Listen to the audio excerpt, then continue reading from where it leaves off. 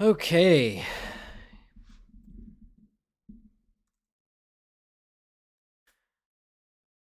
Okay, in vain with my new apparent political direction. I have a bunch of old notes from Israel Palestine, some of them pre October 7th, because this is something that's always interested me, and I lived there sporadically, I guess, through the years. Let's see. Is this going properly? Here's the mic. Am I. Am I tired? Prussia was a German state centered in North European plain. Okay. I'm going to be going through notes on Israel Palestine because I've decided, apparently, to do politics on this channel as well, regardless of however many people it might turn off from the, I would say, deeper, more abiding passions of, storytelling, philosophy, religion, mythology. But I don't know. Are they deeper and more abiding? They're more abstract in some ways, and politics is, in some ways, the concrete manifestation of that. It might be more useful. It might be more practical. It might end up being more interesting because of that. I'm not sure. I want to avoid the sort of just appeal to virality and trends and the kind of endless high or whatever superficial engagement of blood sport debate type stuff. I want to make this rigorous and informative, but the political has always appealed to me. And I've traveled, lived overseas, whatever, 9.5 years. Journalism, war correspondence, diplomacy, all these things have appealed to me. So we shall see. I mean, it was living in China that I first sort of realized my love for the political, which then led me only later to my love for the philosophical. Um, anyway, I have all these notes. Some of them are from before 10/7, October 7th, because this is something that's always interested me. I've lived in Israel. I've researched and read books and whatnot. Most of them are definitely from after. I forget how many notes I exactly have. We'll have to see. Some of them probably repeat. But I thought I'd start outlining a document or a manifesto, maybe, which I will probably title something like all solutions, all possible, all proposed solutions to the Israel-Palestinian conflict. Have to see about that. There's probably several video essays that are going to come out of these notes, but for now we'll just start going through the notes. Refreshing. I'm sure I have a lot of catching up to do. I haven't really applied myself to the Israel-Palestine thing in probably around a year now, so a lot of this may be catch up. But I thought I'd stream it just in case and see if anything useful comes to clip. And that reminds me, I need to retitle this, right? I don't think this is a good title. How can I title the stream?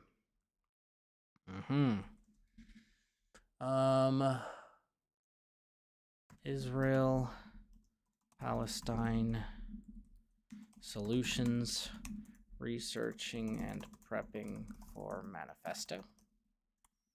Something like that.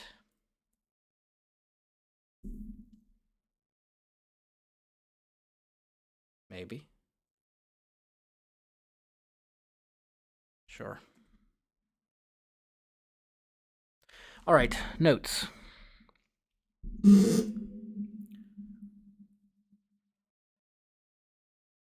I have all solutions to Israel-Palestine. This is kind of a working doc, which will eventually lead to a video essay.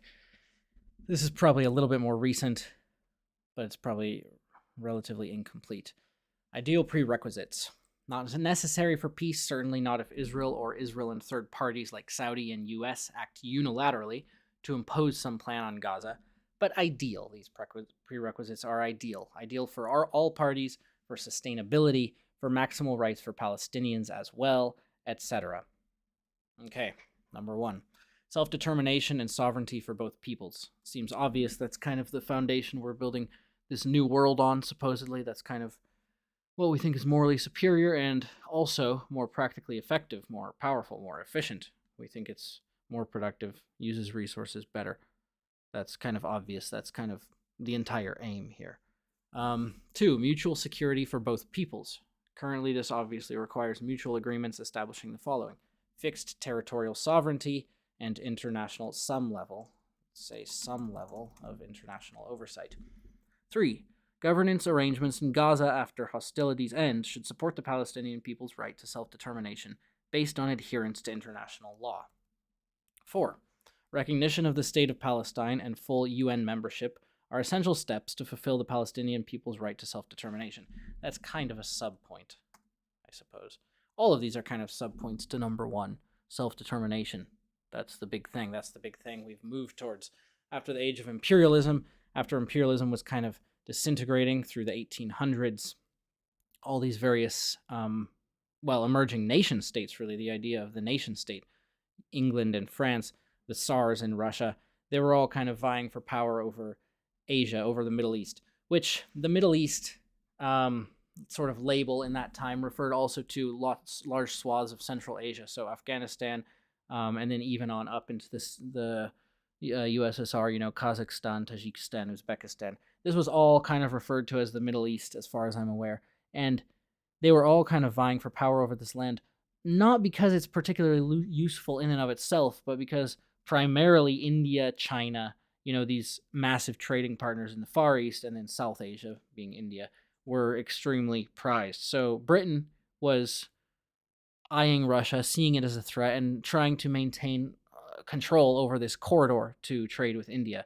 And this is where you actually see a lot of the conflict, or a lot of the kind of early seeds of the conflict starting with regards to the Ottomans. So the Ottomans controlled, obviously, a large part of this land. Britain was fighting for influence with the Ottomans. Russia, they were kind of opposed to one another. And there's different approaches to governance.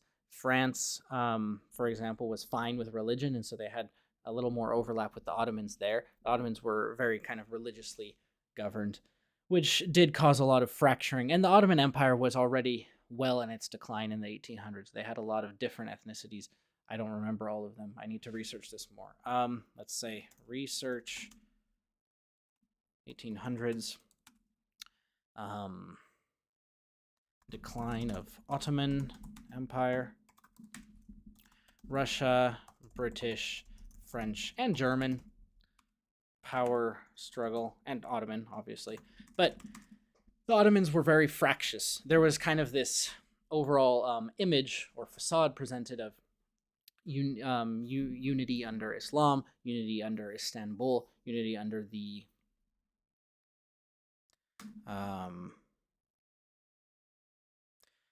leaders of Istanbul, sorry.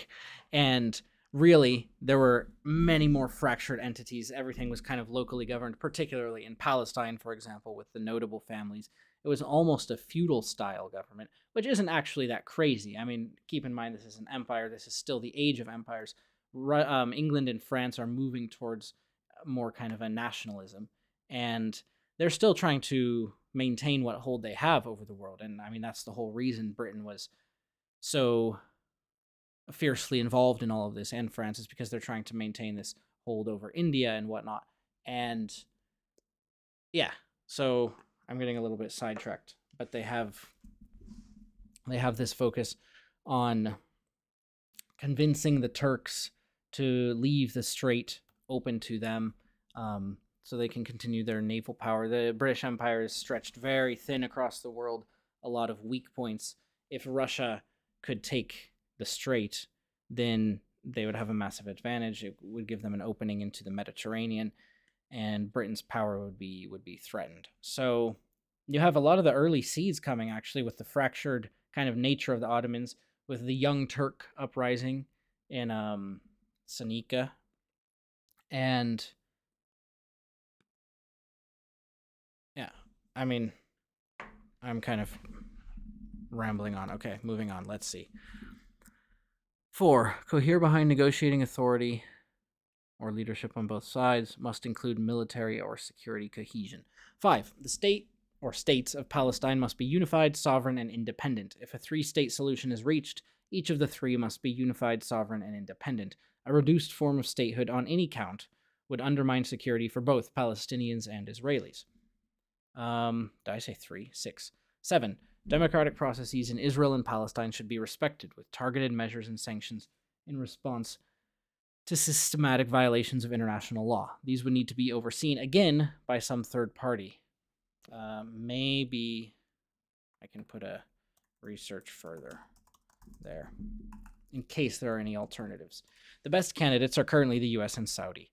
Of course, if some less contentious parties were to become involved, it would be ideal, but that is unlikely. Indeed, it may not be ideal because it is naive and pretentious to attribute global power where it does not exist. To attribute global power where it does not exist is to attribute integrity of some sort,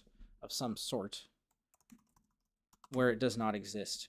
Because we have a tendency to look at this through a purely moral lens, but of course in the geopolitical stage that's naive and short-sighted. So it may not be a simple, forgivable naivete. It may be an evil every bit as active or despicable, maybe pernicious, harmful, as the alternative. So the point is, if we're going to have some international oversight, it's going to need to be a state with negotiating power and the sort of interconnected hold over the rest of the related states.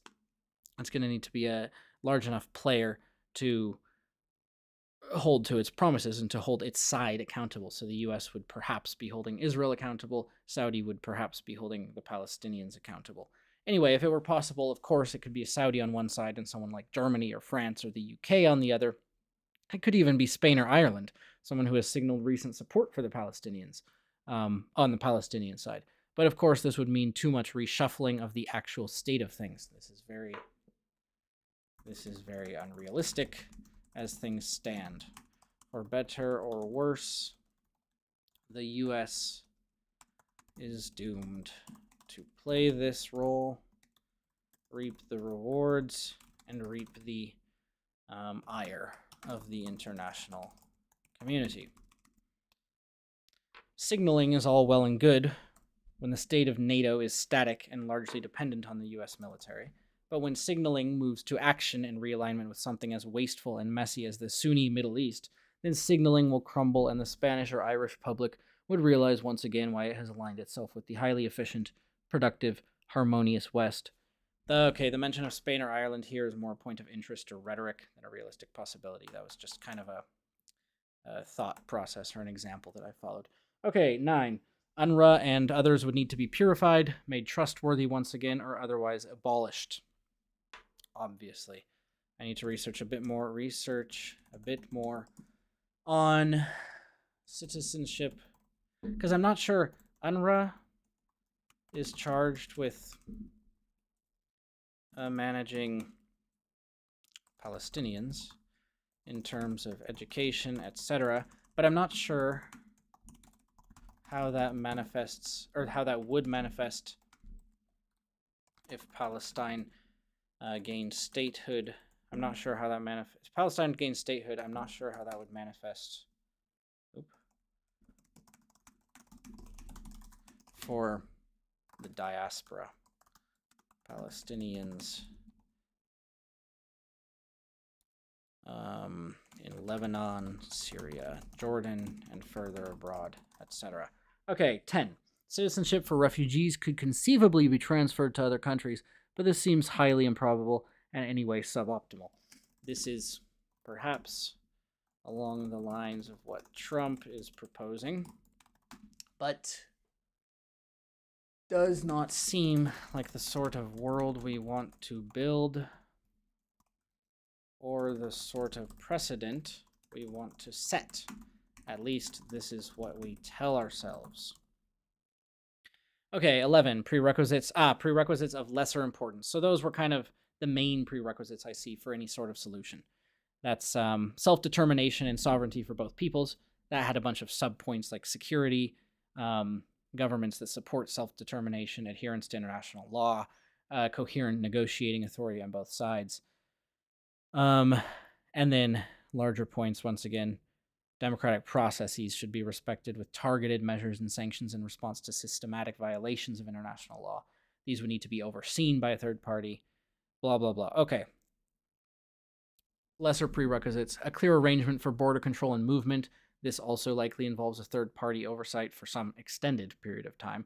This would be especially pertinent if there were a three-state solution or some sort of corridor, as often been suggested, between Gaza and the West Bank, usually going through the Negev. There's been proposed a corridor. It would be fairly short, I believe. That is one of the fatter portions of Israel, but it could still be, fairly cheap to maintain and secure, supposedly. But it's obviously been resisted very strongly because it would split Israel in two. Clear resource allocation, fair, hopefully. Hopefully each side could be self-sustaining. Symbolic recognition of the right of return. I honestly think this is less significant than many people think. Not research further, write further on this. It's an extremely sort of talked about thing. It's extremely sort of trumpeted thing. And it's tied deeply to the Arab sense of dignity and culture. And for this reason could be a sticking point in any negotiations, and has been a sticking point in any negotiations. But it feels often like more of a facade or a tool used for leverage used to signal to the rest of the Arab alliance, the rest of the Sunni world. And it's often, or the Muslim world. And it's often, more of a bargaining chip. It doesn't feel like it ever has any real practical manifestation because no one ever really pins down exactly what they want, exactly what they're talking about when they say right of return.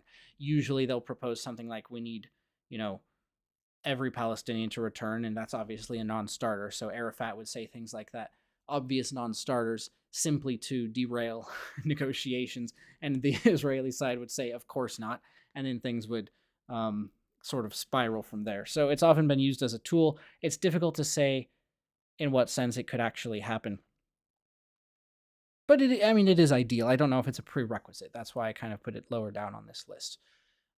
Okay, regional powers or external influence over regional powers, i.e. Turkish, US, Egyptian, Saudi, pushback against Iran, whatever. Okay, yeah, so regional powers should be pushing back against Iran in a more cohesive manner, which is already happening slowly.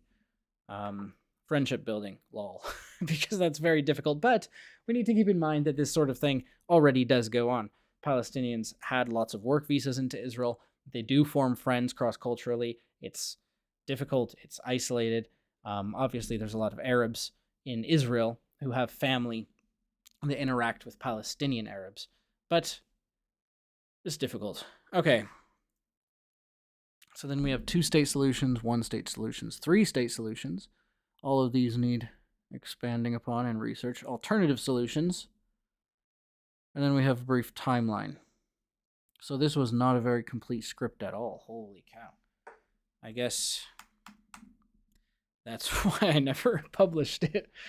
I think this one's even newer, though. This is kind of a scattering of notes that I was working on. I wonder if it's going to have anything useful or clippable.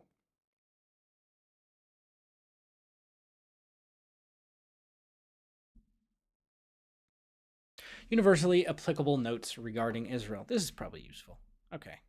So we have a timeline there, which I'll probably expand at some point, but universally applicable notes regarding Israel. Netanyahu needs to go, right? That's a big point that many people seem to feel.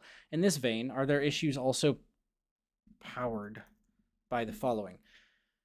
The Zionist right wing wields power beyond Bibi, obviously. Replacement levels, that refers to the population. The right wing, the settler wing, tends to be obviously far more religious and tends to have far more children. The population of sort of religious expansionist minded people in Israel is growing, and they feel a kind of a pressure to grow in this way because they feel the need to maintain their strength against the Arabs, who also obviously reproduce at far greater levels than the secular Jews, say. So for as long as Israel remains a democracy, as long as there are 2 million Arabs and growing, the settlers or the religious, the Orthodox Jews, feel a large incentive to reproduce. So they're having lots of kids. They're becoming more and more powerful in government. They're already dishearteningly powerful in government, and this is a problem because you can't really see how a secular society can produce as many children. They just don't have the motivation psychologically. Coalition-style government, that could pose a problem because disproportionate influence goes to smaller factions. So you have these different factions that have to come together to form a majority, to form a coalition, and this gives the small factions with, extremists a lot of leverage because they can switch easily, and as soon as they leave your coalition, they join another, and then that coalition has all the power, and then they have this extreme bargaining power because they can leave, spur a new election, and this is also something we don't really have familiarity with in the U.S. Judicial reforms weakening Supreme Court. That's something Bibi's been doing lately. I need to research this more. Okay, the IDF, another problem. The IDF and Shin Bet have a lot of oversight, often less supervised than military or intelligence wings in the Western world. Note, important here, not in the rest of the world. So we need to be realistic about our standard. We're holding Israel to a somewhat idyllic Western standard when it exists in a region of the planet very much defined by tribal sensibilities. We say more on this elsewhere. Anyway, the point is IDF and Shin Bet have unusual amount of autonomy. Settlements in some ways continue outside the purview of the government, often with cooperation of Palestinians looking for money, etc. However, this would likely change if someone more convicted or visionary than Netanyahu, or at least less subservient to settler interests, were in power. Note the World Zionist Organization, settlement division, and subsidization of settlements. More to say here, not so clear-cut, so that's an area for research. Also keep in mind historical justification for settlement, not only in religious terms, but also in terms of simple conquest, defensive war, national security. Along these lines, every nation outside the West would actually justify settlement, would likely justify settlement if they had the power. Certainly if there were no NATO, if there were instead a vacuum, we would see far more countries attempting expansion with this very same ethos. It's great, genuinely, that we hold Israel to a higher standard, and that much of its population aspires to that higher standard, but we must also remind ourselves of reality, of history, and of facts on the ground. The fundamental asymmetry continues in the sense that while we investigate the various fragmented movements of Israel, some noble and some decidedly not, while we do this, the whole of Palestinian culture coheres with frightening unison behind a jihadist ideology, which is to say, genocidal and absolutely uncompromising. More is said on this later as well, but the point is this. We have fragments of the population devoted utterly to Israeli expansionism, even Israeli religious ethno-supremacy, but these are fragments, opposed in spirit and power by many others, millions of others, a majority in Israel. Whatever power these fragments control, and it is disproportionate for many reasons, including those listed above, the coalition government, the reproduction rate, whatever power these fragments control, it will always have to compromise with the vast majority of Israelis. Some 7-8 million Israelis are very sane and compromising and have demonstrated this to their suffering for years. Okay. And now for the harshness against the Palestinians. There are many positions alternative to this, but most are occupied by Westerners utterly disconnected from the situation, utterly oblivious. These are evangelicals who muster their rational arguments with extreme prejudice, only preferring those which secretly, sort of unspokenly, support their biblical prophetic aspirations. They wink at one another in the background, whispering of archangels and Armageddon and the return of Jesus, and then they step onto the public stage and... so these notes are incomplete. Then they step onto the public stage and... oh boy, what did I say? Nothing. These are little better than the settlers, obviously. Perhaps worse, because the settlers at least have no other place to go, no other state to protect them. At least they have a clear blood tie to the land, rather than a spiritual one somehow twice removed. Then you have the liberals, the college activists, those who like to LARP as victims, because there's no other strategy you can appeal to if you subscribe to this postmodernist view in which all differences are power and all power is abuse. You can only appeal yourself to the victim class and make the victim class so loud and powerful that it becomes somehow the victor while retaining still its righteousness. At the end of the day, the alternative position on the ground seems antithetical to compromise. Okay, so this is very jumbled. But I was saying there are many positions alternative to this. What was I even talking about? I have no idea. I think I'm going through kind of a tetrad of unreasonable views. So there's Israeli expansionism view. This would be supported by some evangelicals.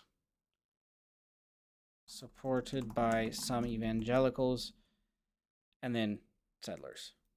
Okay. And some others. Then you have the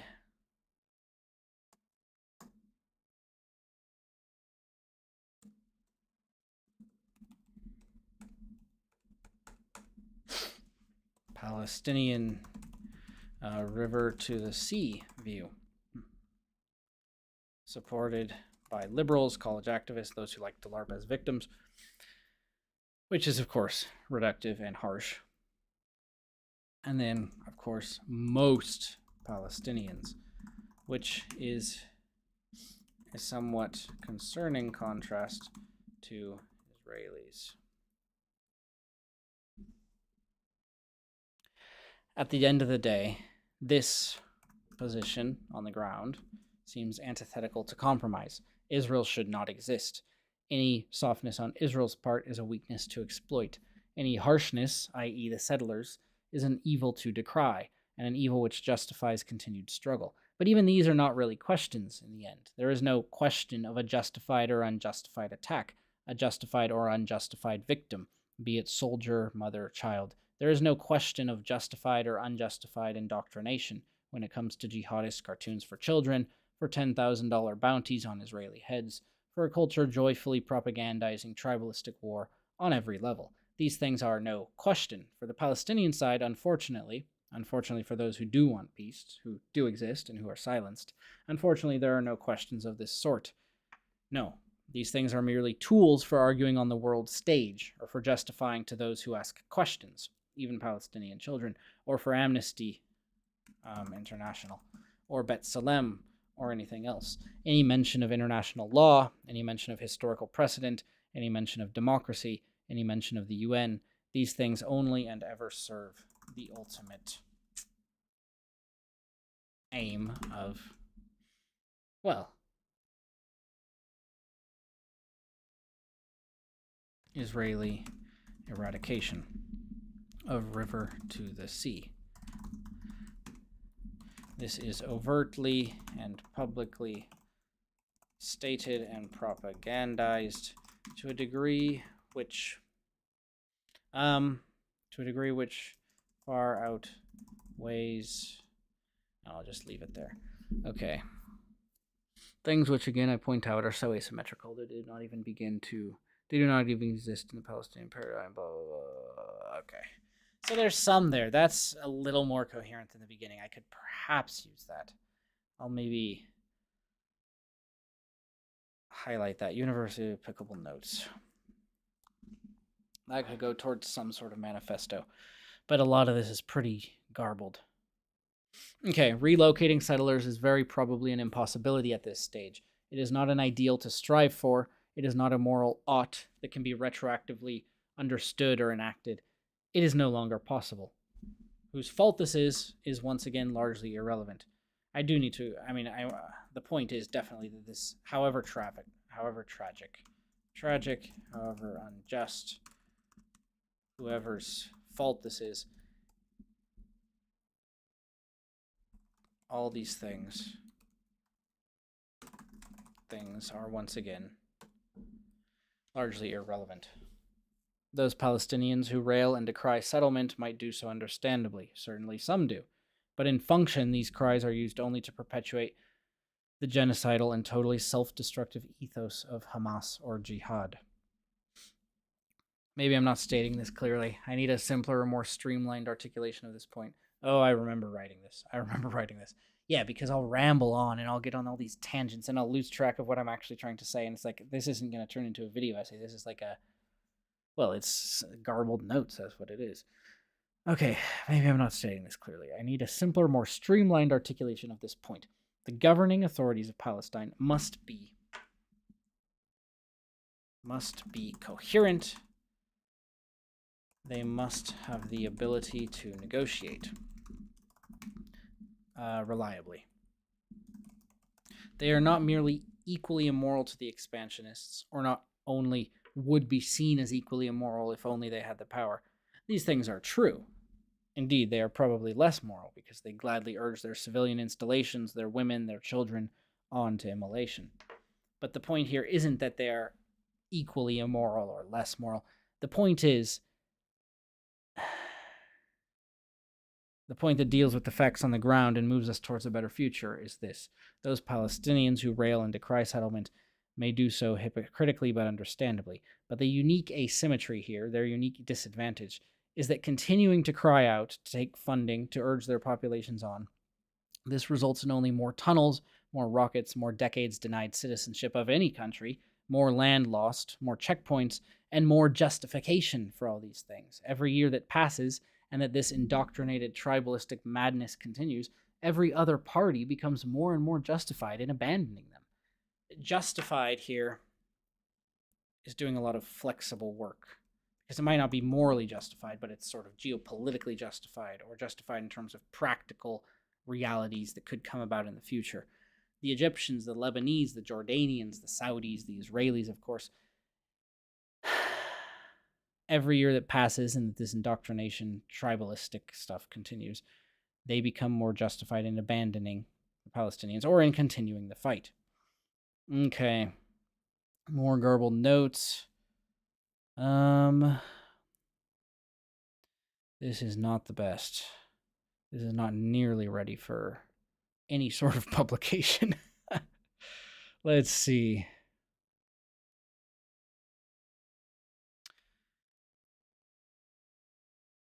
Further needs, I need to research further. Security needs in modern day versus historical, because you had the Golan Heights and you have the close proximity of Jerusalem and the West Bank to all these centers of industry for Israel. So you had a lot of security needs. Now, do those still exist? We don't know.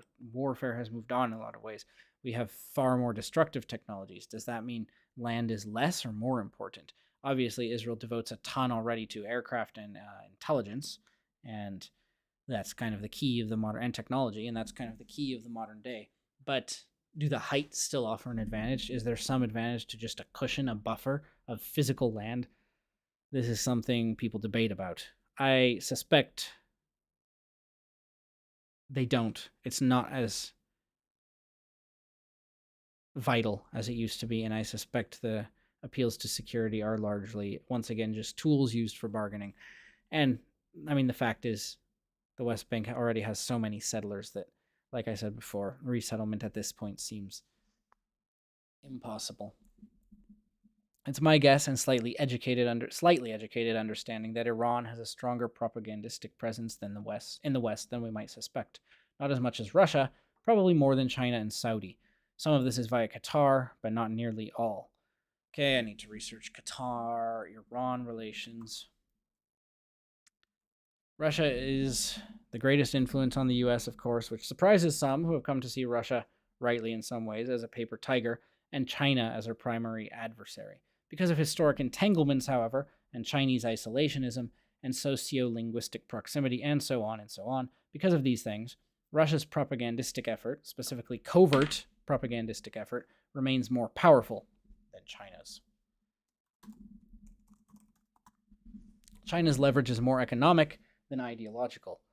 Where it is covert, this covert activity manifests more as pirating ideas and innovations and subverting Western companies, maybe more commonly Latin American and African companies, in proxy aggression towards the US. There's less actual sort of counterintelligence, CIA work, Black Ops work, not Black Ops, but counterintelligence and whatnot from China, probably, compared to Russia. I mean, this is obvious on Twitter, all the Russian bots. Okay, need to research the Hamula or tribes in Palestine. Okay, all of these are just things to research. This is a bunch of nonsense to read through. Islam is fascist, of course, by definition. Absolutely true.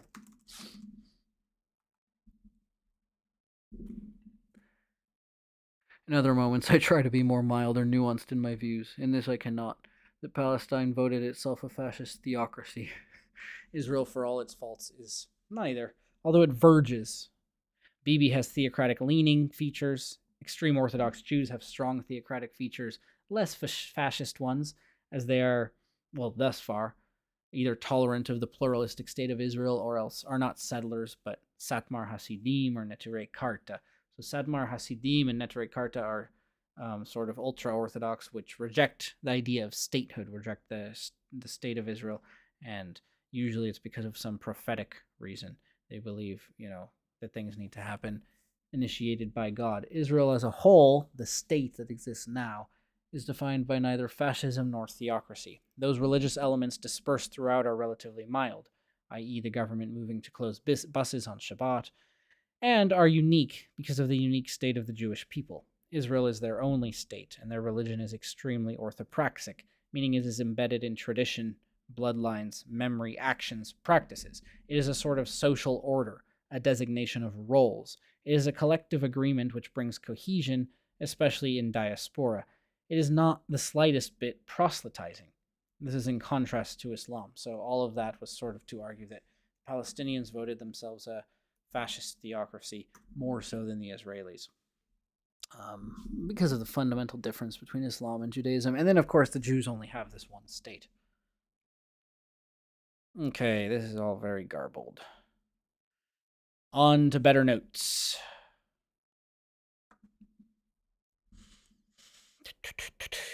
Okay, Israel, panentheism. I would be willing to grant some sort of unmoved mover, simply to proceed towards the argument that it wouldn't possess the traits we would conceive of as divine. Oppenheimer, this was not at all about Israel. This is random. Twitter is absolute venom. Jordan Peterson predicted the rise of Andrew Tate-type figures. Let's see. Here's Israel. Okay.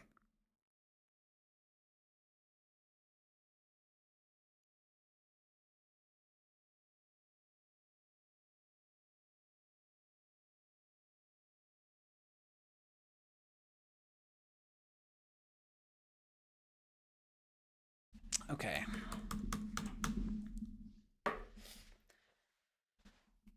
Jesse, would argue it's fairly obvious the British weren't pro-Jew. They were pro-British. They wanted to keep the corridor open. They wanted to keep the oil flowing to Haifa. They wanted to keep the Suez open. Both of these were Arab-controlled things. Even then, the Jews, as has often continued to be the case, were simply better at maneuvering the world stage, at negotiating, at compromising non-tribalistically, at offering value and cutting free from excess conflict, and so on. This is likely a result of the culture that emerges after many, many, many generations of diaspora. Regarding the name Palestine and the entity blah blah blah, you will hear that Arabs were offered a state, said no, and murdered Jews the next day. This is a simplistic take from the pro-Israeli side, in the same spirit as many such simplistic takes from the other side. The earnest historian will seek to articulate why, and will use that information to inform a better future, not to retroactively justify nonsense. But why do so much work? This is what we often see in these interactions. Why do so much work? Why articulate why? Why inform a better future? Why earnestly understand the past? Why do so much extra work? Why give your opponent such a foothold when they are completely unwilling to do the same for you? Truly, tribalism begets tribalism. There's a momentum to these sorts of things which is very difficult to reverse. We in the West are functioning, or have functioned, under the idea that compassion, cooperation, liberalism leads to a continuously greater world. Certainly, this is Jesse's, hope. But certainly, these things cannot exist in total isolation. Compassion without truth, without justice, without security, that is just weakness or naivete or death. The same can be said of liberalism without some framework, without clear boundaries as to who can influence the child, the dispossessed, the rights of the citizens above the foreigner, the protections for those who have agreed to liberalism over those who have not. We must ask ourselves, what is liberalism?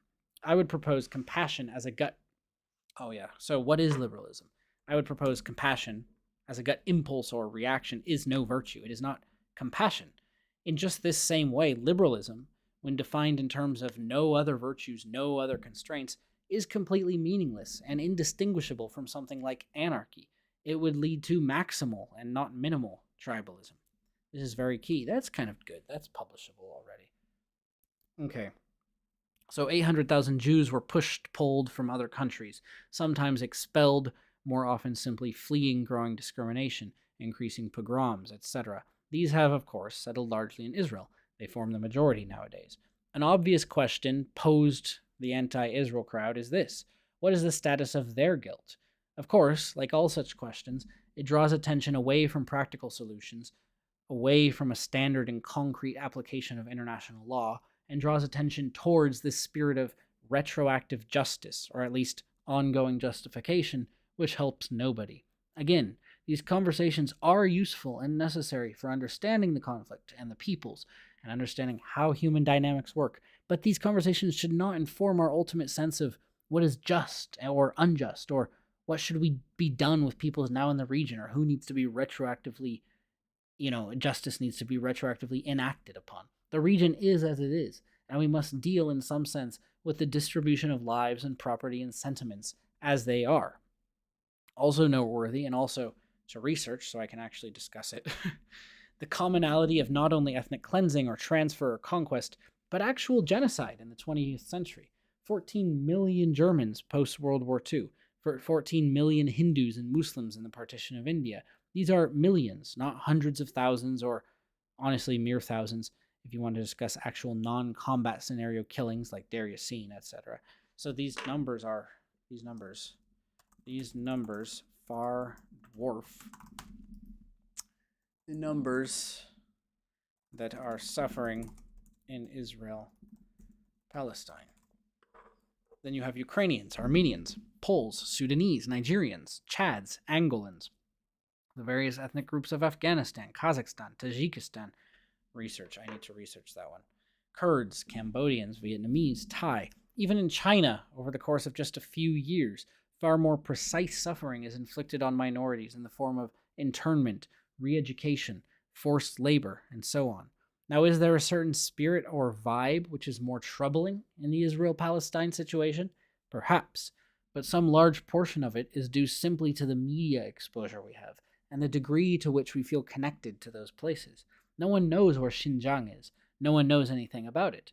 Damage is done to minorities there nonetheless, at a staggering rate and ongoing rate. Anyway, all of these are very tangential points, but do speak to the sort of culture, the cultural or personal dimension in which this entire conversation exists. We can inform ourselves as to a person's good faith by studying where they are consistent or inconsistent, where they attend to history and where they don't, whether they even understand how LOAC and international humanitarian law are typically applied, and so on. Most generally and most importantly, I am realizing this: nobody knows anything.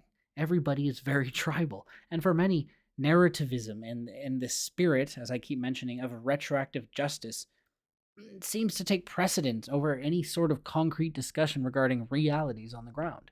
Sadly, it is a simple feature of human attention and engagement that scholars, historians, and the like are not as prominent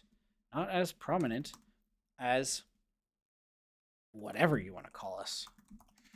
Call us commentators, pundits, activists, social media, Twitter heads. Experts, the real experts, do not have as much of a voice. And in their discussions, which should theoretically be far more useful, they're engaged with entirely different questions.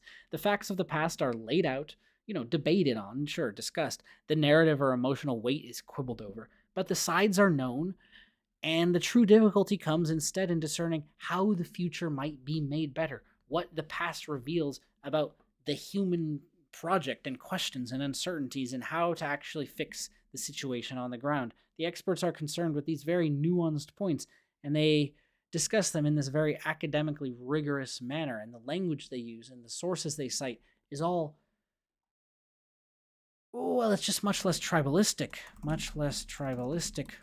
performative, much less aimed at going viral. This is why I think it is important that we have resources to invest in research and scholarship sort of outside the public eye, outside the whims of the masses, the mob, because this is where a lot of truly objective work is done. But if we don't recognize them, if we don't pay them any heed, then it's kind of strange because they don't have an impact on the culture and possibly the future. Why does the Israel problem seem so uniquely intractable? There are a host of reasons. That was just a standalone line I wrote. Okay. Very nice. Didn't go anywhere.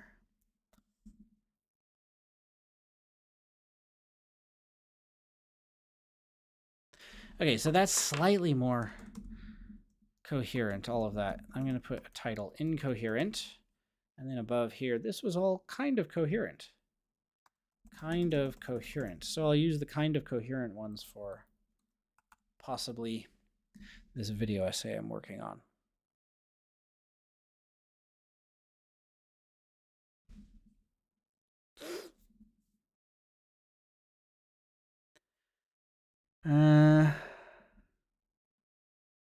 Lebanon is sort of an apartheid state.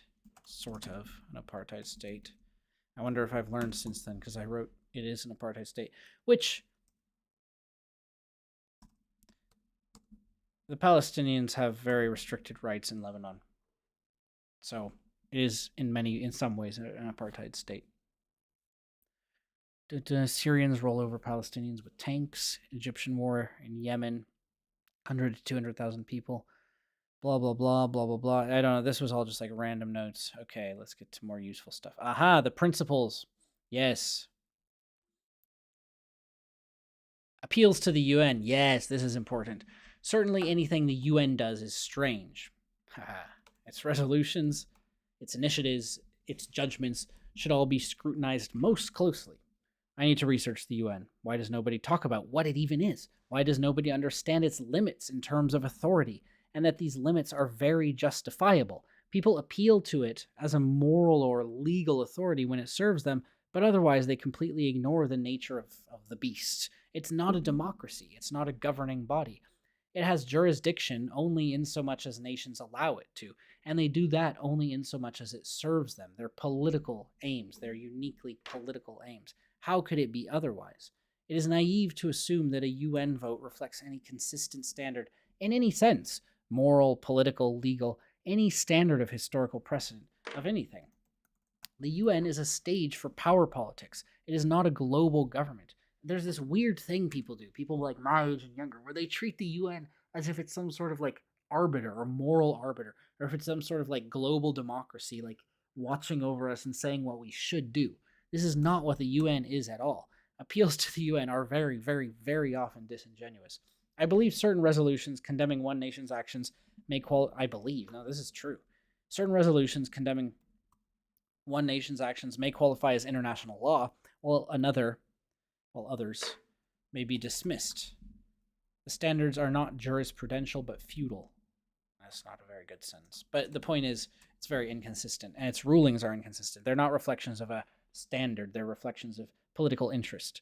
It's a mediator of global interests, yes. Consider how many decry the asymmetry in certain powers, i.e., the West, the US, in certain powers, i.e., the West or the USA, supporting Israel. This could be entirely valid, but they will need to put forward not only a coherent standard that can be evenly applied, they will need to also put forward an understanding as to what is going on when the US and the West do this, support Israel, when they support Israel. Support Israel. These protesters or critics cannot then turn around and appeal to the 22, I believe, Arab nations or the 50-something Muslim nations that vote predictably against Israel or against the West in some cases for entirely similar reasons. That is, reasons of power and politics. Okay, this is very incoherent, Jesse, but I'll cut that. Okay, they cannot protest or criticize the West for supporting Israel, then turn around and appeal to the 22, a greater number, Arab nations or the 50-something Muslim nations that vote predictably against Israel for entirely similar reasons. That is, reasons of power and politics. This will lead me to later opinions, which are much more informed and strong in me, on general culture, the morality of certain civilizations, the staggering historical ignorance and just general ignorance, naivete, say, we see in many of my generation. These are opinions I am more prepared to speak on, as I have lived in many of these places and have studied more closely matters of Islam, Islamic politics, and the history uniquely of the Middle East, independent of the UN, international humanitarian law, LOAC, and all its shenanigans. For these things, though, I do admit I need to research further. Note, of course. What? Okay, anyway, on distinction. So starting with distinction. We have 4 elements of distinction, right? The principle of humanity, the principle of distinction, the principle of proportionality, the principle of military necessity. And we should expect these to be nebulous and contentious. They should be, because they must be, because there's no alternative. Indeed, in reading further, I have come into greater and greater admiration and even awe at the thoughtfulness, the nuance, the careful phrasing of these things. It's a delicate dance to keep the onus of responsibility where it should be, to allow each acting state or entity to remain righteous or approved in certain acts of violence, if against bad actors, if against those who violate on some deeper level, yet to still keep them accountable to some ultimate, humanity, to the civilians, for example. So we have these 4 principles of distinction, which I guess I can just read through since my notes seem so incoherent. Let's see.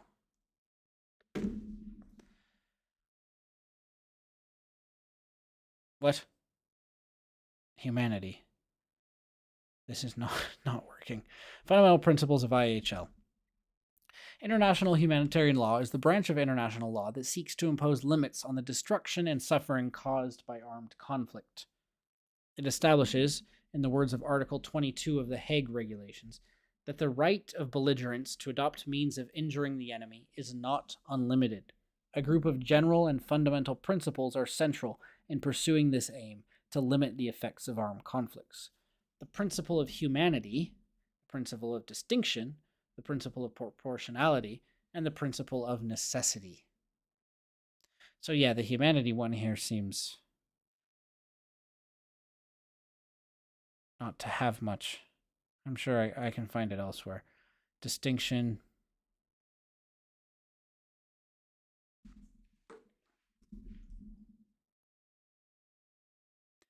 Here it is. I'm sure I have all this stuff in my notes already. Okay, principle of distinction. Qualified as cardinal and intransgressible, the principle of distinction is the cornerstone of international humanitarian law. So I should probably list that one first above humanity. Oh, did I close my notes? Mamma mia, okay. Distinction.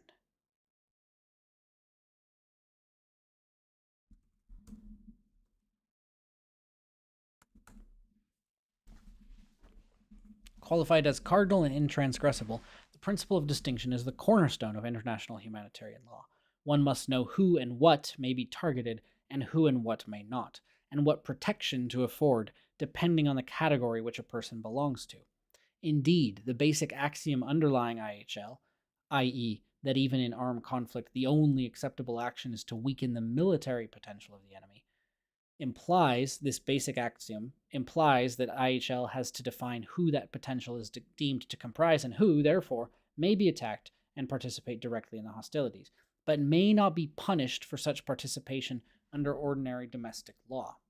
Under the principle of distinction, all involved in the armed conflict must distinguish between the persons thus defined, the combatants, and civilians. Combatants must distinguish themselves, i.e., allow their enemies to identify them, from all other persons, civilians, who may not be attacked nor directly participate in the hostilities. I'm sure I have these notes elsewhere, but I guess I'll take them now as I'm refreshing.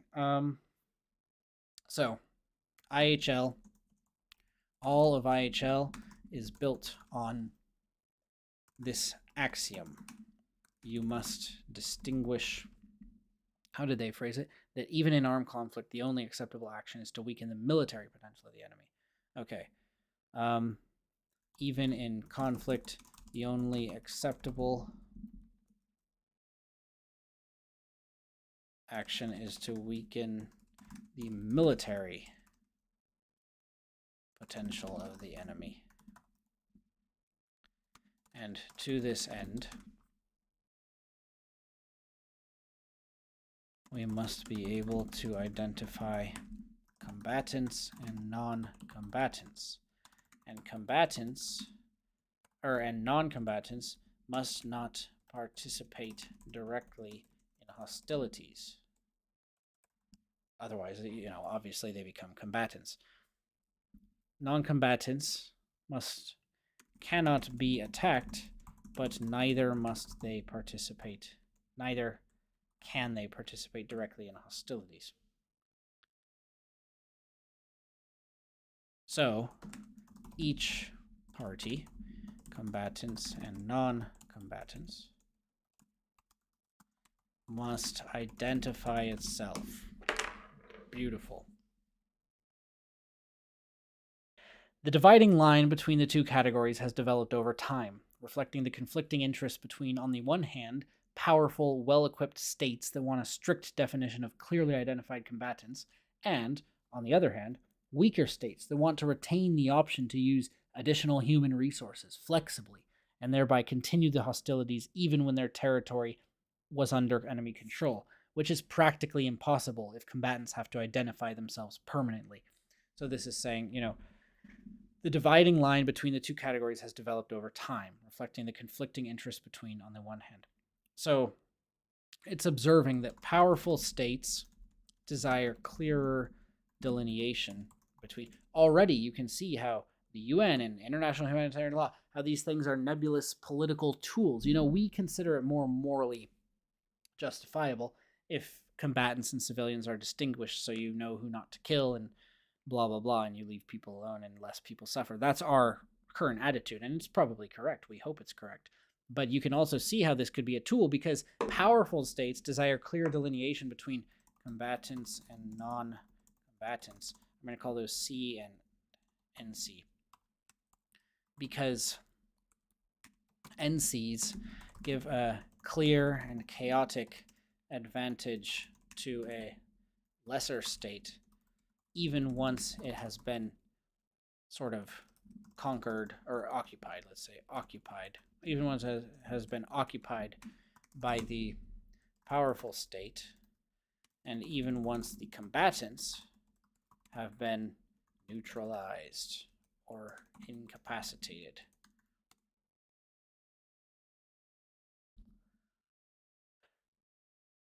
The IHL of non-international armed conflicts does not even refer explicitly to the concept of combatants, mainly because states do not want to confer on anyone the right to fight government forces. Nevertheless, in such conflicts as well, a distinction must exist if IHL is to be respected. Civilians can and will only be respected if government soldiers and rebel fighters can expect those looking like civilians not to attack them. In this respect, we are of the view that if IHL applicable in NIACs fails to define civilians, the latter should be defined by opposition to individuals who engage in acts of hostility. So,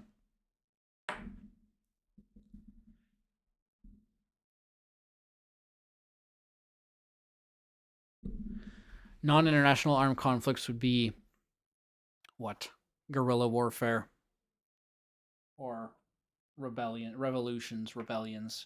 or coups, or let's see. What are all possible forms of non-international conflict? Civil wars, obviously. NIAC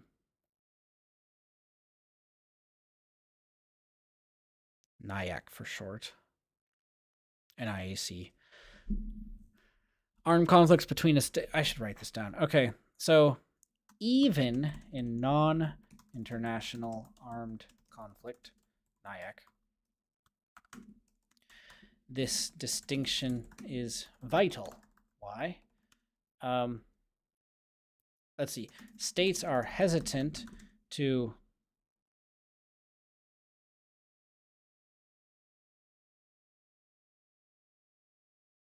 confer upon non-state actors or armies the right to fight against states, obviously. But even in this case, and for this reason, IHL does not refer to non-state actors. Even in this case, however, in the case of non-international armed conflict, this distinction is vital because civilians doesn't say anything. I don't know how to type. Civilians can and will only be respected if they are distinguished from fighters. Otherwise, all peoples associated with or resembling the non-state combatants will be seen and are justifiably seen as a threat, as needing to be neutralized. This is the problem, obviously. This is the problem, the source of massive violence and chaos and suffering when it comes to guerrilla warfare, civil war, coups, tribal warfare. What else? Non-international armed conflict. Let's see what they list.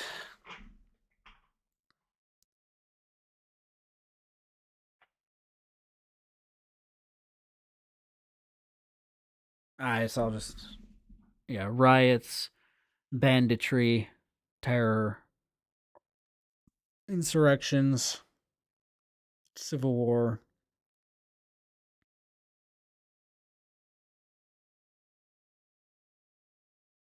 Yeah. See if Wikipedia has a list. Someone must have a list of things I'm not thinking of.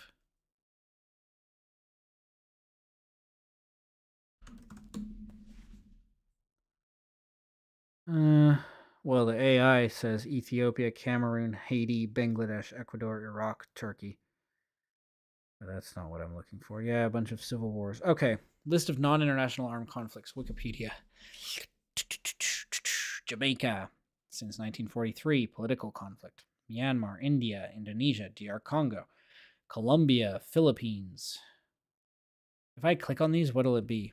The Colombian conflict is a low-intensity asymmetric war between the government of Colombia, far-right paramilitary groups, and crime syndicates. Are those the ones that kidnapped Luis Diaz's dad?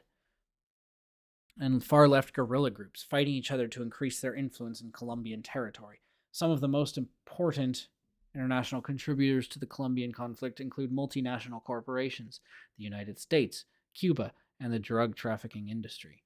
The conflict is historically rooted in the conflict known as La Violencia, which was triggered by the 1948 assassination of liberal political leader Jorge Eliezer Gaitan, and in the aftermath of the anti-communist repression in rural Colombia. Who was Luis Diaz's dad kidnapped?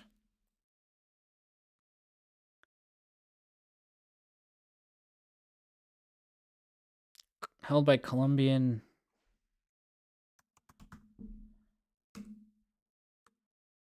What? What rebels? Guerrilla group.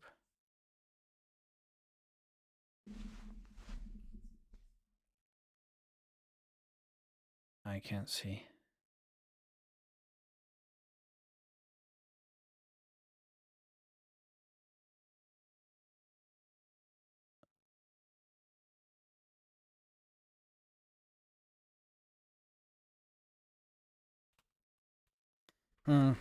Well.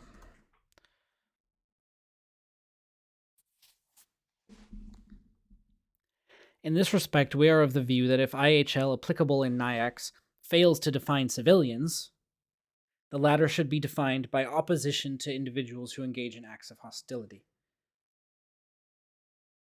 Today, the axiom itself is challenged by reality on the ground, in particular by the increasing civilianization of armed conflicts. This is interesting. Yeah, I need to research this more. I think I have a note on this. Civilianization of armed conflicts. We're in a strange era of war, a notion that is discussed in more detail below. If everyone who is not a combatant is a civilian, in many asymmetric conflicts, the enemy consists exclusively of civilians. Even if, in non-international armed conflicts, members of an armed group with a continuous combat function, according to the terminology proposed by the ICRC, are not considered to be as civilians, it is in practice very difficult to distinguish them from the civilian population. There's some long sentences here. Sorry if I'm not reading well, but yeah, you probably understood what it's saying.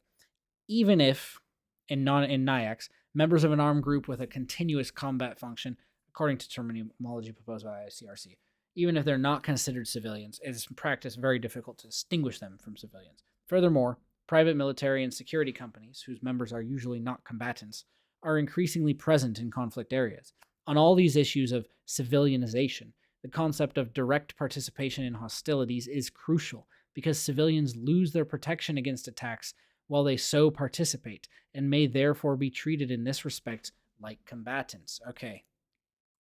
Civilianization makes it dangerous because if civilians participate directly in hostilities to the degree that they do, they are legitimate targets. They are considered legitimately combatants. The ICRC has issued an interpretive guidance to clarify this concept, but some elements in it have sparked controversy. I could probably read on that too. Yeah. I read through this. It is tough. It's very tough. I'll read that soon, later. Civilianization is not the only phenomenon challenging the principle of distinction. First, everyone, without any distinction, in the power of a party benefits from fundamental guarantees of human treatment. Second, some states have adopted the concept of unlawful combatants, according to which these persons who directly participate in hostilities when they have no right to do so are neither civilians, and therefore not protected by Geneva Convention 4, neither combatants, and therefore not protected by Geneva Convention 3. They're neither civilians nor combatants. They're unlawful combatants. That's key. Unlawful combatants.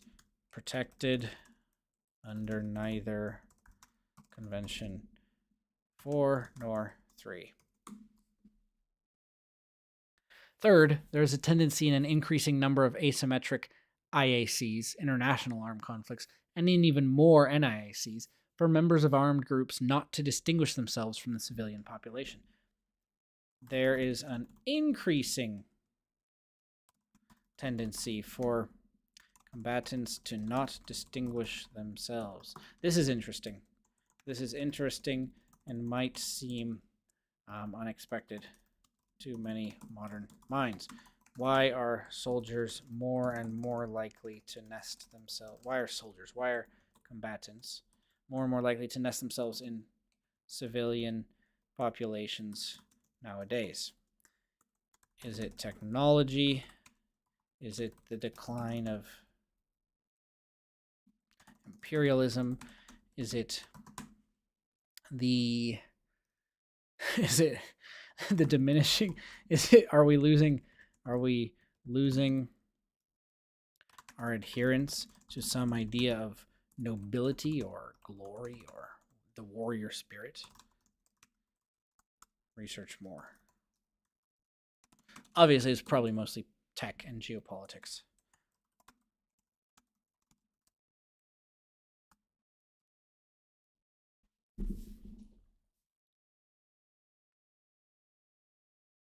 This leads some authors to even contend that the principle of distinction cannot realistically be applied in NIACs because in such conflicts, non-state armed groups in particular rely on ordinary civilians for certain tasks. Fourth, if the aim of the conflict is ethnic cleansing, the parties will logically and of necessity attack civilians and not combatants. If some fighters' aim is to no longer achieve victory, but to rather earn a living by looting or controlling certain economic sectors, they will logically attack defenseless civilians instead of combatants. Finally, so this is pointing out the difficulty because another reason it is difficult to maintain principle of distinction is there are reasons combatants would willfully attack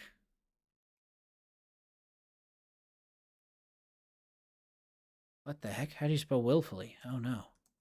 Willfully. Oh no. It must be both, right? Yeah, both are correct. American is 1, is 2, and British is 1. Yeah. That's how it always is. Okay. Another reason it is difficult to maintain principle of distinction is there are reasons combatants would willfully attack civilians for economic benefit, for ethnic cleansing, and other ideological or personal or otherwise non-war centric, non-combat necessary motivations. And of course, in this context, civilians will naturally fight back. So there is a fundamental distinction here between defense and offense. Oh no. And you can see how it gets super tricky already. Perhaps not necessarily tricky, but easy to make tricky arguments, especially in the case of Israel, Palestine. Who defines what is self-defense? Who defines when a civilian population is under attack? What sorts of time spans are we dealing with?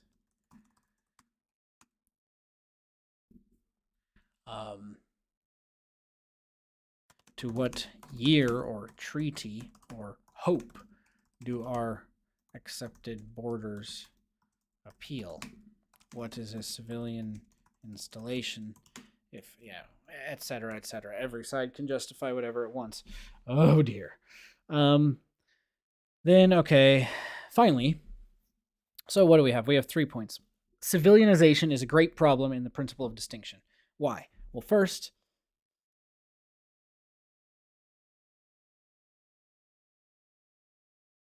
no, that's not why, but there's 4 points to mention about this. First, everyone without distinction should still benefit from the fundamental guarantees of human rights. Second, some states have adopted the concept of unlawful combatants, according to which these persons are neither protected as civilians under Convention 4 nor as combatants under Convention 3. Third, there is a tendency in an increasing number of asymmetric conflicts, both state and non-state, for members of an armed group not to distinguish themselves from the civilian population. Don't know why this is. Terrorism, technology, geopolitics, just the nature of how war is changing. For whatever reason, soldiers, combatants are not distinguishing themselves as much. This makes it even messier. This leads some authors to contend that the principle cannot be realistically applied. Okay. Fourth, if the aim of the conflict is ethnic cleansing, or if the combatants are trying to loot, pirate, then of course they'll be attacking civilians willfully, in which case the civilians will naturally have to defend themselves. Okay. So we have summary thus far.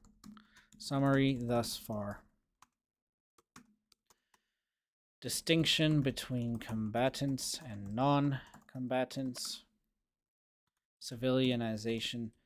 Nowadays, we see a trend towards civilianization, which makes things messy. That's pretty much it.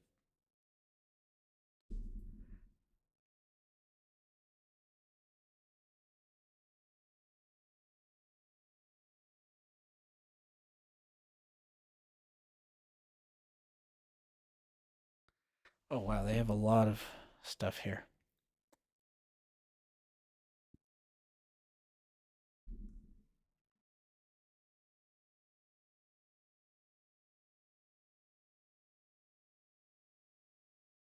We have questions on rights, what rights each group gets, how they're punishable, how they're protected. We have different ICRC reports on various incidents and events. We have guerrilla warfare. We have wars of extermination. We have situations where structures of authority have disintegrated. Ooh, that's interesting. We have conflicts aimed at overthrowing a regime or government. We have terrorism and the war on terror. We have the particular status of unlawful combatants. We have, once you're in enemy hands, what can you do? Who can you fight? Who can you fight to free yourself? Who can you fight to cripple their infrastructure? Who benefits from POW status? A growing number of states and sometimes international organizations, NGOs, or businesses use private military and security companies for a wide variety of PMSCs, for a wide variety of tasks traditionally performed by soldiers in the field of logistics, security, intel, protection of persons, objects, and transports. In some recent conflicts, some belligerent states have not only hired them for activities concerning the use of force within and between them, but some have even employed more PMSC contractors than members of their regular armed forces. The international legal obligations of contracting states, territorial states, home states, all other states, and PMSCs and their personnel. So the legal obligations of the contracting states and their personnel have been restated, together with the recommendations of best practices, in a document accepted by most of the states concerned, the Montreux document. Contracting states remained bound by IHL even if they contract out certain activities to PMSCs. In many cases, the conduct of PMSCs can be attributed to the contracting state by virtue of the general rules on state responsibility, or the state has, at least, a due diligence obligation in this respect, and must ensure that the PMSCs it contracts act in accordance with IHL. So we have, of course, PMSCs, private militaries or contracting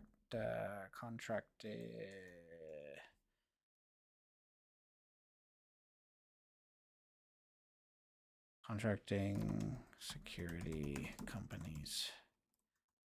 I wanted to write security combatants for some reason. I'm tired.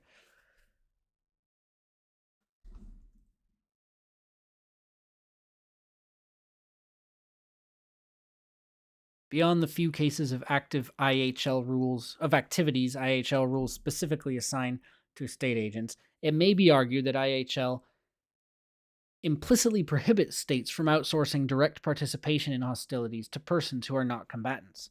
Furthermore,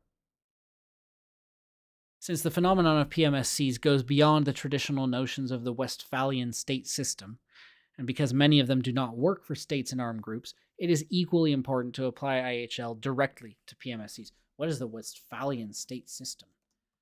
Oh no. Research Westphalian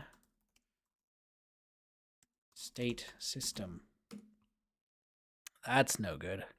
A whole nother thing to research. The Westphalian state system, also known as Westphalian sovereignty, is a principle in international law that each state has exclusive sovereignty over its territory. The principle developed in Europe after the Peace of Westphalia? Oh no. In 1648, based on the state theory of Jean Bodin and the natural law teachings of Hugo Grotius.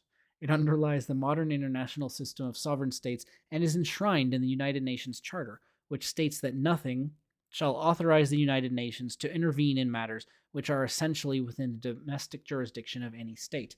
Yet again, we see what I was talking about earlier. The United Nations is not a governing authority. It is not a moral authority. It is not on some transcendent plane. It is not a democracy. It's not a governing body at all. The United Nations is a stage for the for the exercise of soft power, for negotiations of soft power. It is a stage for the discussion of political agendas. Okay. So everything it says can be seen as an interpretation of morality or law, but must be attached to this political lens. It can be seen as an interpretation of morality or natural law, as interpreted by a certain collective of states, but those states are acting for state-motivated reasons, or at least there's no reason to attribute to it any sort of sovereignty, any sort of transcendent authority without forming your worldview, determining what you think is moral, and then reading it through that lens. According to the principle, every state, no matter how large or small, has an equal right to sovereignty. Political scientists have traced the concept to the eponymous peace treaties which ended the 30 Years' War, 1618 to 1648, and the 80 Years' War, 1568 to 1648. The principle of non-interference was then further developed in the 18th century. So, oh yeah, this is something I need to write about. This is actually good. I must have forgotten this name, Westphalian state system. But principle of non-interference, principle of sovereignty, or whatever, sovereignty, self-determination, IHL, humanism, human rights. All these things are new world ideas which we are experimenting with and which isolate us along a certain narrow path of, moral stipulation and judgment. It is our hope that this leads to a cooperative, overall more harmonious, overwhelmingly more harmonious future that it proves more efficient in utilizing resources, in incentivizing human productivity, in reducing suffering, and in generally building the sort of sustainable, prosperous future we want. Is this a law or an inevitability enshrined in nature? We don't know. Encoded in nature. We don't know. We don't know.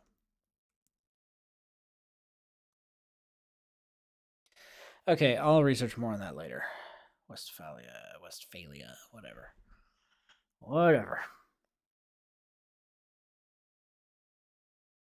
Blah, blah, blah, blah, blah, blah. Contracting states remain bound by IHL even if they contract out certain activities to private militaries.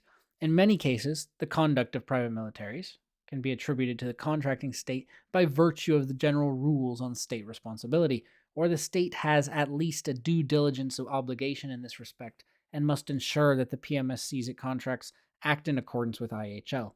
Beyond the few cases of activities IHL rules specifically assign to state agents, it may be argued that IHL implicitly prohibits states from outsourcing direct participation in hostilities to persons who are not combatants. Furthermore, since the phenomenon of PMSCs goes beyond the traditional notions of the Westphalian state system, and because many of them do not work for states and armed groups, it is equally important, they're working for corporations. What else did it list?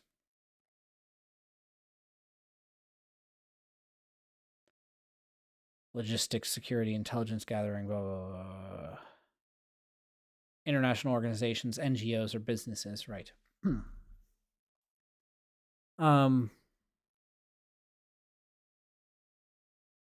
Furthermore, since it goes beyond the traditional notions of the Westphalian state system, and because many of them do not work for states and armed groups, it is equally important to apply IHL directly to PMSSCs. Doing so contributes to the effective implementation and enforcement of IHL and creates a sense of ownership among their staff. If this is uncontroversial when a PMSC constitutes an armed group that is a party to an NIAC, non-international armed conflict, there may be other controversial situations that raise the general problem of what constitutes international legal personality and whether companies possess it. But beyond that, a PMSC may nonetheless become an addressee of IHL rules through self-regulation, either in codes of conduct or by the provision of its contract with its client. Okay, so it looks like it's just saying more about private military and security companies. Blah, blah, blah, blah, blah, blah. That was that. What are the most relevant cases on this? I know I have notes. Israel, January. That would have been from January a year ago.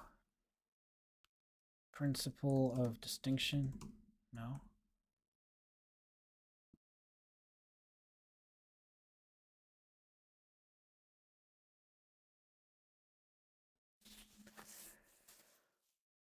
Hmm.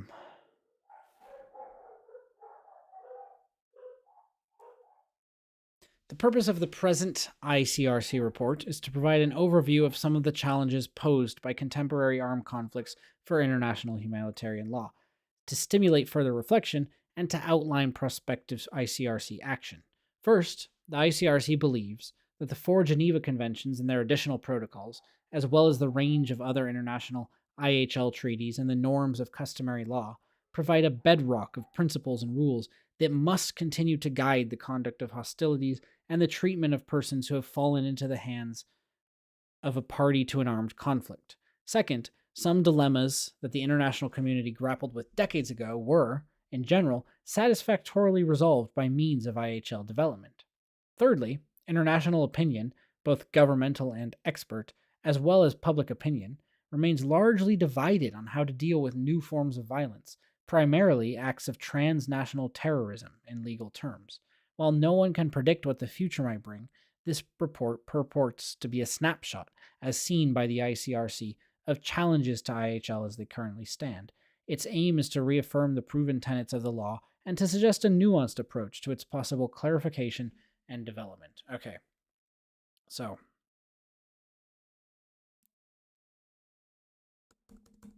clarifying IHL. Recent years have seen the resolution of certain confusions or disagreements, often resolved by a combination of IHL, governmental decision making, and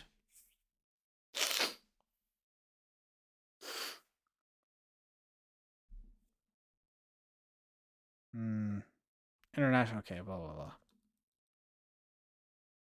Recent years have seen the resolution of certain confusions and disagreements resolved by further clarification or evolution of IHL. Nevertheless, new forms of violence are emerging, particularly transnational terrorism, and consensus and opinions are very divided on how to treat it under IHL. So, what do we do?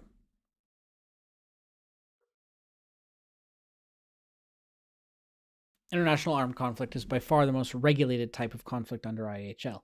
Despite certain ambiguities that have led to differing interpretations, which is a characteristic of any body of law, the ICRC believes that this legal framework is on the whole adequate to deal with present-day interstate armed conflicts. The framework has, for the most part, withstood the test of time because it was drafted as a careful balance between the imperative of reducing suffering in war and military requirements. The four Geneva Conventions of 1949 have been ratified by almost the entire community of nations, 191 state parties to date, and their provisions on the protection of persons who have fallen into enemy hands reflect customary international law. The same may be said in particular of the Fourth Geneva Convention's section on occupation, which provides basic norms on the administration of occupied territory and the protection of populations under foreign occupation. Even though Additional Protocol 1 still lacks universal ratification, 161 state parties to date, it is not disputed that most of its norms on the conduct of hostilities also reflect customary international law. It has not been easy to determine which legal cases, among many related to international armed conflict, deserve to be examined. The initial choices were made based on the differing interpretations that the relevant norms give rise to in practice, and, more importantly, on the consequences that such interpretations have for the protection of civilians. Among them are the notion of direct participation in hostilities under IHL, related conduct of hostilities issues, and the concept of occupation. Oh boy. This is pretty long. And I'm getting kind of sleepy. I started late tonight. I mean, not that I've ever started any other night, but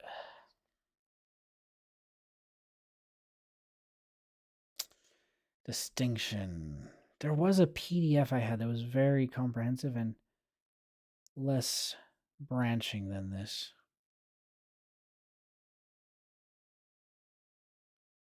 State responsibility. The principle of proportionality. Principle of distinction.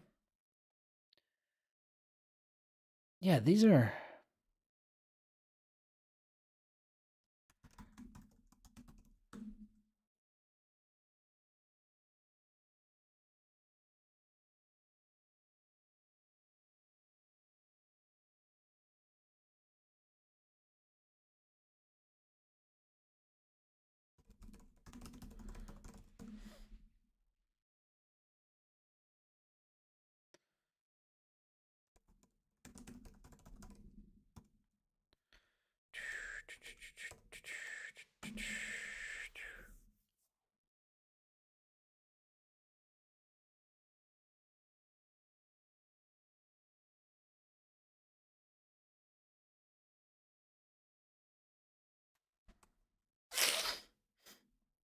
What else do I have in my Israel notes?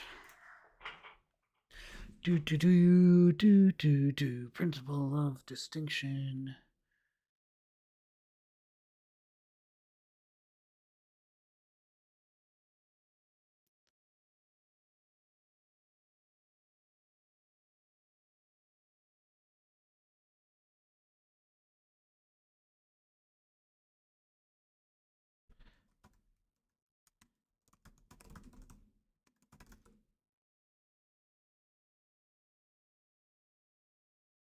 That's the one. Geneva Convention's entire of 49.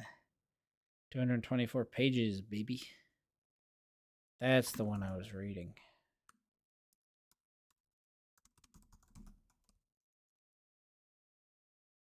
Right? Oh, no.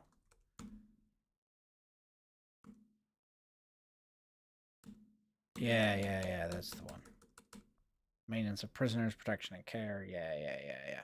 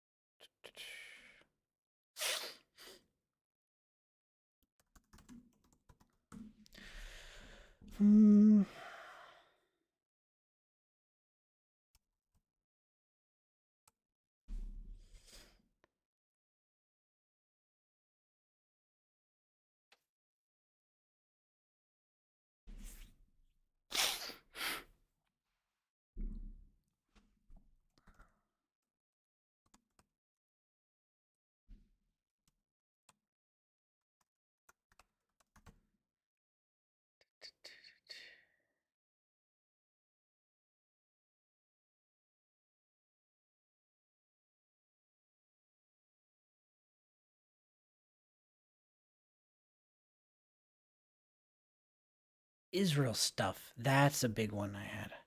I have all these different titles. Oh no.